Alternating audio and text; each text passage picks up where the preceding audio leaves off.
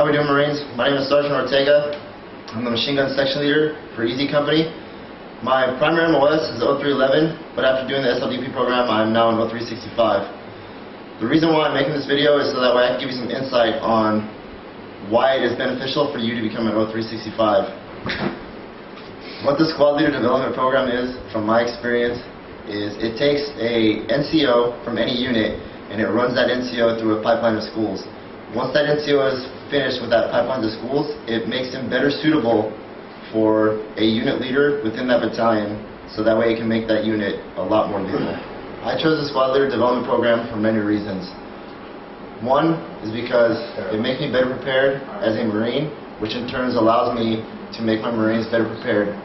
Also, it opens up more opportunities for myself and an infantry unit. I'll get chosen over my peers for more challenging tasks. Another reason is for my career. It makes me look a lot more competitive when it comes to getting promoted to Staff Sergeant. As an 0365, I can cover down on any small unit leadership within that battalion. As an 0331, 41, 51, and 52, the Marines assigned to those billets, or the Marines with those MOSs, can only cover down on those specific billets.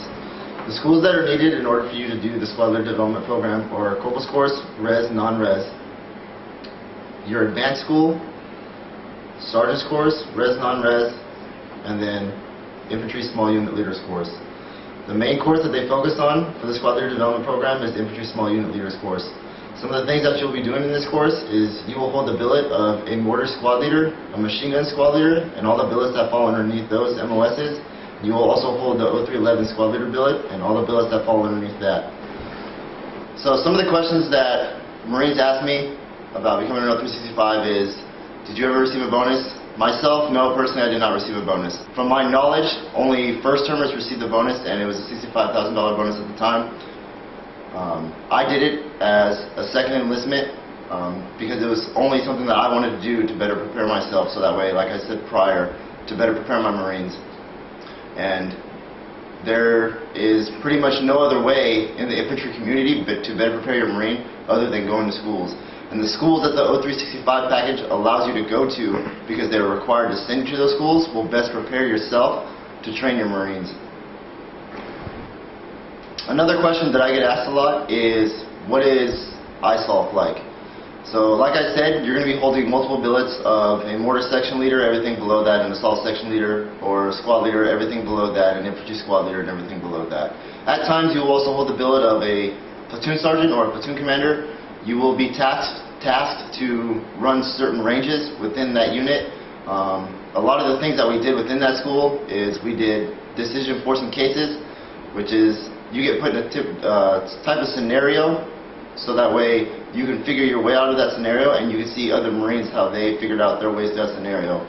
What the DFCs are based off of are real life events and how we think today now as Marines compared to how Marines thought back then in certain situations. Other things you're going to be doing, like I said, when you hold a platoon sergeant, platoon commander billet, is when you're pretty much running ranges. So when you run a static range at ISOLF, you're forced to become the staff NCOIC or the RSO of that range and the OIC of the range, and you have to brief it as if it's ran your range. You also have to do confirmation briefs.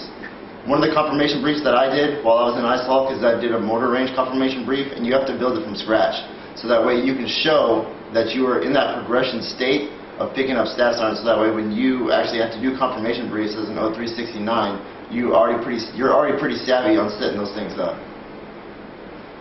Some other things that you'll be doing in ISOLF, which is also questions that I get asked, is, are there field leadership evaluations when you go out to the field? Do you get graded on orders? So, like I said prior, I went to SOI East when I went to ISOLF, and no, you did not get graded on your orders. The one thing that you did have to do, or the one thing that you did get graded on, is the presentation of your orders. So when you delivered your orders to your squad, to your machine gunners, or to the mortarmen on exactly what you wanted to do. So you would brief your order, but you wouldn't technically get evaluated on it. The instructors would set in on it, but then they would critique you in better ways that you can deliver your order to your Marines. The only things that you really do actually get evaluated on is the DFC and the confirmation brief that you set up yourself. But when you do the confirmation brief and the DFCs, you present that as a squad. So you're working together as a squad to come up with these things, so it's a little bit more easier and a little less strenuous on yourself. Like I was saying prior, the one thing that they focus on mainly is just thought-provoking things, which allows you to become more of a critical thinker as a unit leader. When you go out to the field, you get put in a certain position. So what I mean by that is, just like if you were to go to AIC, AMGC, or any advanced course that you go to, obviously you get selected to be that unit leader for that first operation that you're going to do within the field. The instructors listen to your order, and then that's pretty much it. You then do a changeover with someone else, and then they take it from there. So you just do the infiltration portion to the field, and then you do the changeover, and then the next person takes it from there. And all they're doing is trying to see what your thought process is in regards to the enemy, because it's force on force when you're also in ISOL. It's green versus tan, and you guys are doing orders to fight against each other, and they're pretty much guiding the way, so that way you can run into each other and see exactly what type of actions you're going to take when you guys run into each other. So I know that there are many more questions out there in regards to the 0365 MOS. If you have any questions, do not hesitate to come and find me and ask me about them. I will sit down and have an actual conversation with you on certain things that you want to know about the 0365 MOS. And I'm sure that there are a couple other 0365s within the battalion that are willing to have this conversation with you. But the bottom line is if you plan on re-enlisting, especially in the 03 field, there is no reason why you should not re-enlist and take the 0365 route. Because if you do plan on staying in for the long run, you don't want to go back and say, man, I should have done this, it would have set me better up to prepare myself as a staff sergeant or further on in my career.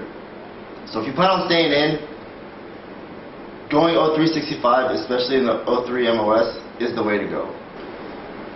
So like I said, if you have any questions, just feel free to ask me. Echo Company Machine Gun Section Leader, just head over to the Echo Company CP, ask for me, and I'll head up there and I'll have a conversation with you. Thank you for watching this video.